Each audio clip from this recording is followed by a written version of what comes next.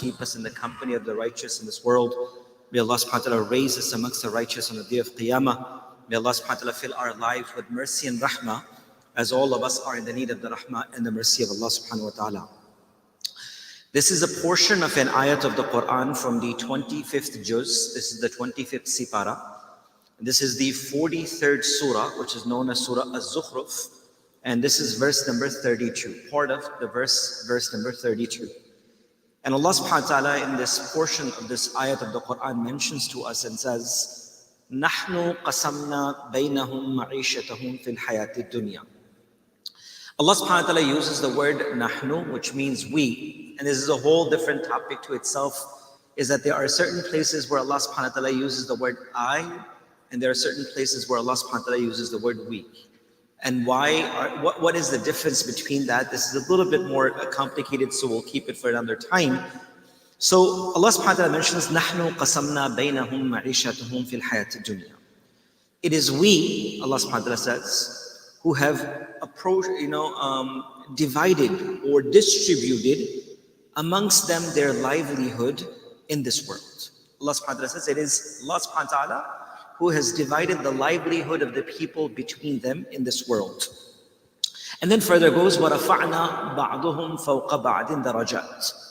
And after the distribution of the wealth between the people, and Allah subhanahu wa ta'ala himself says, and it is Allah subhanahu wa ta'ala who have raised some above the other in degrees of rank, so that they may use one another for services. Meaning Allah has given the taqseem of wealth amongst the people and amongst the ranks of individuals, where some can make others work and things of appropriate responsibilities. It is only the taqseem and the sheer mercy of Allah that has been given to individuals. This ayat of the Quran reminds me of a story, quickly from one of the stories of the people of the Aslaf of the past. I have briefly mentioned the story previously, but I wanted to mention those 8 things. And I think it was so appropriate to be connected to Quran through these 8 small, very quick lessons. You must have heard me say this before, but it was partial, but I want to quickly say the 8 things. One of the famous stories in the history of Islam is the story of a man known as Hatim al-Asam. Hatim was a great sheikh, a great saint, pious individual of the past. Hatim al-Asam rahmatullah alayhi was a student of a great sheikh, a great person of Allah subhanahu wa ta'ala. His name was Shaqiq al-Balkhi. So Hatim al-Asam had stayed in his company, the company of his teacher, for approximately 33 years. Continuously learning from them. And one day when the sheikh asked Shaqiq, Shaqiq al-Balkhi rahmatullah alayhi asked, Hatim, what did you learn from me? He said, I learned only 8 things from you in these 33 years. So the teacher said, Inna lillahi wa inna ilayhi raji'un. 33 years of my life, your life, you only got 8 things? He said, yes, I learned 8 things. He says, tell me about those 8 things. So he said, I want to share this with you. He said, Sheikh, I learned from your presence in the company of the Quran that I learned from you that every person has something or someone very beloved to them. But I've seen this as a part of my life that when they leave this world, either they or their beloved leave that most beloved thing behind. Everyone loves someone or something. But I've always seen that when they leave this world, their beloved doesn't go with them. Or the thing that they love the most, they leave behind. It doesn't go with them. So from that day that I realized in your company, I have made good deeds my best friends. Because they are the ones that will not leave me when I leave this world. So the thing that I love the most is good deeds, hasanat. That I love them so dearly that when I leave this world, I don't have to separate myself. There's no firaq between me and my deeds. There's no separation between me and my deeds. He says, great. He said, Sheikh, I have looked at the saying of the Quran, number 2. He says, Sheikh, I have looked at the ayat of the Quran through your company while you were teaching us amongst the 8 things in 33 years. He says, Allah subhanahu wa ta'ala mentions in Surah An-Nazi'at, verse number 40, وَلِمَنْ خَافَ مَقَامَ رَبِّهِ وَنَهَى النَّفْسَ عَنِ الْهَوَى فَإِنَّ الْجَنَّةَ هِيَ الْمَأْوَى. Allah subhanahu wa ta'ala mentions that the one who is able to restrain their nafs, their desires. The desires always tell us to do so many things. It is telling us to do this and this. And most of the sins that people commit is to fulfill the lust and the desires of their nafs. And that's why Allah subhanahu wa ta'ala says in another ayat of the Quran, O Muhammad sallallahu alaihi wasallam, have you seen those men and women who have made their nafs into their gods? You know, Allah subhanahu wa ta'ala says that they made their nafs, their desires into their God. Their nafs tells them to watch haram, they watch haram. Say haram, they'll say haram. Look at haram, they'll look at haram. So they made their nafs into. So the second thing Hatim al-Asam said, Shaykh, Allah subhanahu wa ta'ala says in the Quran that for those who are able to control their nafs, وَنَهَا النَّفْسَ عَنِ الْهَوَىٰ فَإِنَّ الْجَنَّةَ هِيَ الْمَأْوَىٰ. So that it says that the one that is able to control their nafs, Allah has placed for them a place in Jannah. So he said, I strove against my nafs. For the time that I've been with you for 33 years, I have fought my nafs to a point that now I can control my nafs. I've come to a level that I do not let my nafs guide me. My desires guide me in the decisions of my life till my nafs has settled in the obedience of Allah. Now, my nafs has settled in the obedience of Allah. It doesn't incline me to do disobedience anymore because I have made it settle in the obedience of Allah subhanahu wa ta'ala. He says the third thing, Shaykh, that I learned from the ayat of the Quran is from Surah An-Nahl, verse number 19, ayat number 96. Allah subhanahu wa ta'ala mentions, مَا عِنْدَكُمْ يَنْفُدْ وَمَا عِنْدَ اللَّهِ بَاقٍ. He says the third thing that I noticed is that anything anyone possessed which was very valuable, they kept it very dear to them. If anyone had anything of two of its kind, but one was more valuable, they will keep the most valuable with them. And they will always secure the things that were most valuable to them. He says, ever since I learned this ayat of the Quran of Surah Nahl in your company, in these 33 years, whatever is the most valuable thing that I have, I give it for Allah. Because it gets stored in the treasures of Allah. Because Allah says in the Quran, مَا عِنْدَكُمْ يَنْفُدْ وَمَا عِنْدَ اللَّهِ بَاقٍ. For what you have will finish and perish one day. And what is with Allah will remain forever and ever. So he says, whenever I love something or something is really dear to me, I give it for Allah.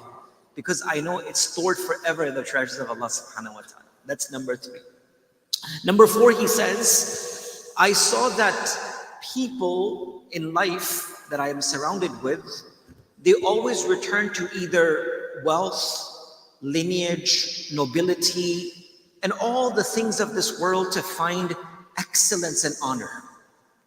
People want to find izzat because of either money, either titles, either nobility, either relationships, relatives. People always are looking through ways for nobility and izzat and respect through all of these cases. But he says, I heard from the ayat of the Quran and I learned from you that Allah says in Surah Al-Hujurat, verse number 13, Allah subhanahu wa ta'ala says, Inna akramakum indallahi atqakum. Indeed, the most noble amongst you is the one who fears Allah the most. So he says, ever since that day, I have started working towards attaining taqwa so that it may become honorable in the eyes of Allah subhanahu wa ta'ala. He says, because everyone is looking for nobility from things that are also makhluq. And I learned from the Quran that Allah says, izzat is through finding Allah subhanahu wa ta'ala.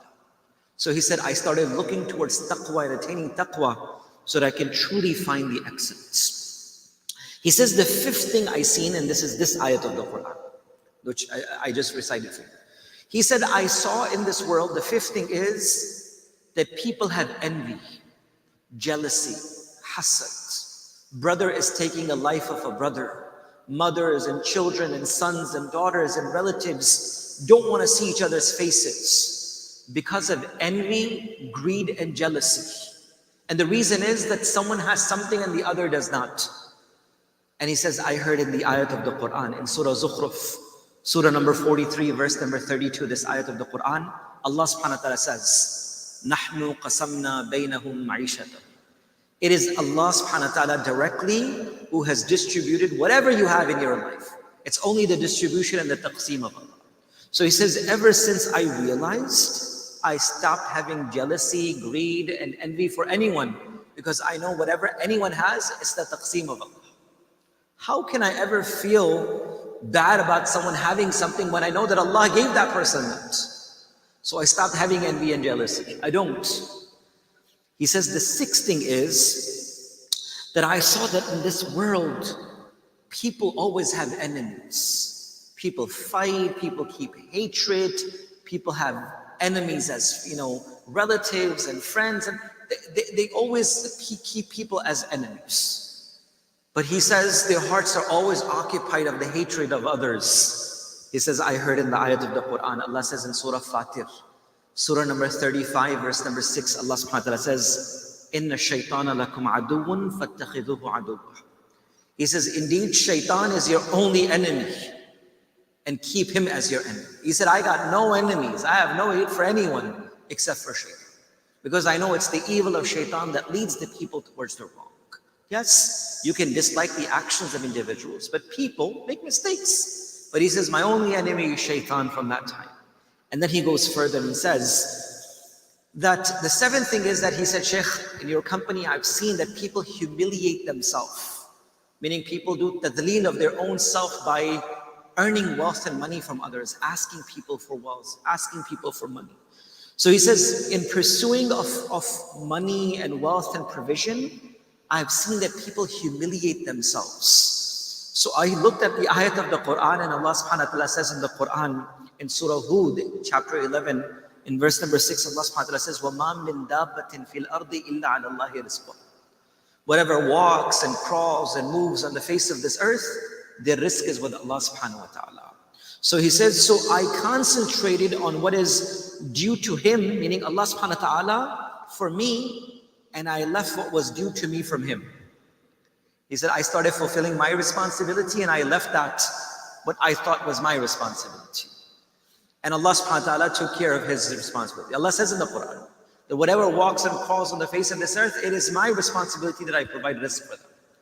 And last but not least, he says, I have seen that people depend upon trade and professions and health and all different ways and things that they feel that this is a means of their protection, this is a means of their honor, or this is the means of their nobility.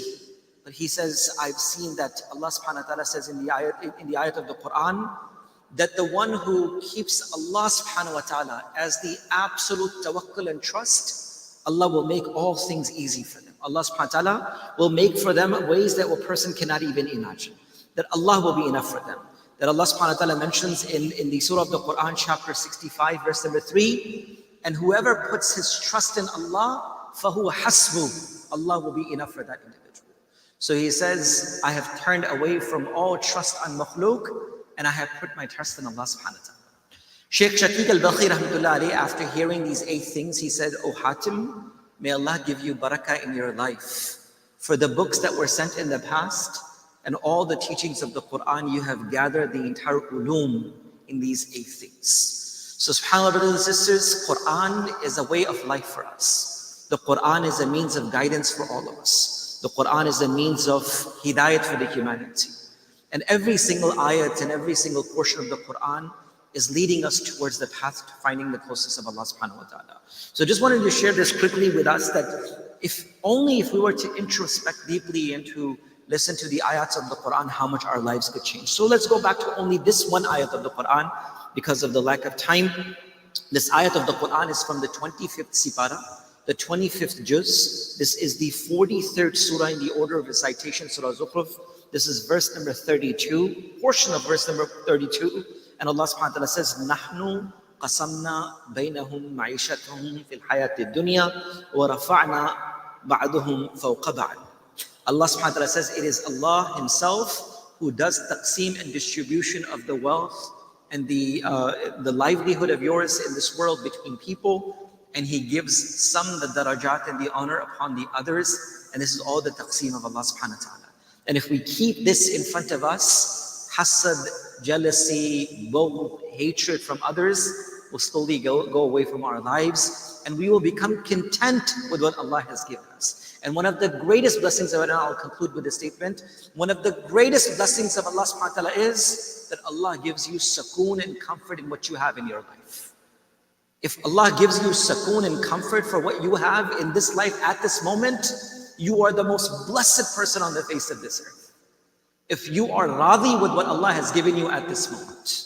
Yes, we always hope Allah for khair and barakah and increase in all aspects of our lives. But if we truly, genuinely feel that, Ya Allah, I'm so grateful, Allah will give us sakoon and Allah will increase for us. May Allah give us tawfiq and ability to live according to the Quran and the Sunnah of Rasulullah sallallahu alaihi wasallam. Subhanallah wa bihamdihi. Subhanakallah wa bihamdik. Nashhadu an la ilaha illa anta.